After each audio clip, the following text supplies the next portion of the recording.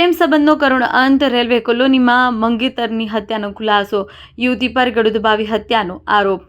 વડોદરાની રેલવે કોલોનીમાં પ્રેમ સંબંધનો એક કરુણ અને સનસનાટીપૂર્ણ અંત આવ્યો છે, જ્યાં એક યુવતી પર તેના જ મંગેતરની હત્યા કર્યાનો ગંભીર આરોપ લાગ્યો છે।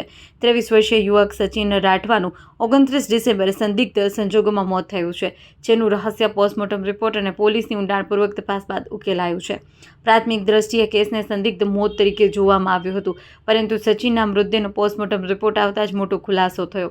રિપોર્ટમાં સ્પષ્ટ થયું કે યુવકનું મૃત્યુ ગળો ફાંસો આપી ગળું દબાવવાથી થયું છે, જે દર્શાવે છે કે આ આત્મહત્યા નહીં પણ હત્યાનો મામલો છે। પોલીસ તપાસમાં સામે આવ્યું છે કે મૃતક સચિન રાઠવા અને તેની મંગેતર રેખા સગાઈ બાદ સાથે રહેતા હતા। પોલીસના જણાવ્યા અનુસાર રેખાએ જ દુપટ્ટાથી સચિનનું ગળું દબાવી હત્યા કરી હોવાનો આરોપ છે। યુવક સૂતો હતો ત્યારે હત્યા થઈ। તપાસમાં એવું પણ ખુલ્યું, યુવક સચિન સૂતો હતો ત્યારે જ રેખાએ તેનું ગળું દબાવી હત્યા કરી। સચિનના પિતાએ કરેલી ફરિયાદના આધારે અને પોસ્ટમોર્ટમ રિપોર્ટના ખુલાસા બાદ મકરપુરા પોલીસે રેલવેમાં નોકરી કરતી યુવતી રેખા વિરુદ્ધ હત્યાનો ગુનો નોંધ્યો।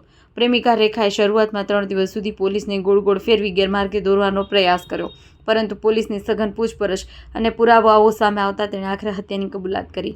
હાલ મકરપુરા પોલીસ હત્યાના સાચા કારણ અંગે વધુ ઊંડાણપૂર્વક તપાસ કરી રહી છે। પ્રાથમિક અનુમાન મુજબ પ્રેમ સંબંધોમાં પડેલી તિરાડ કે અન્ય કોઈ અંગત વિવાદ હત્યાનું કારણ બની શકે છે।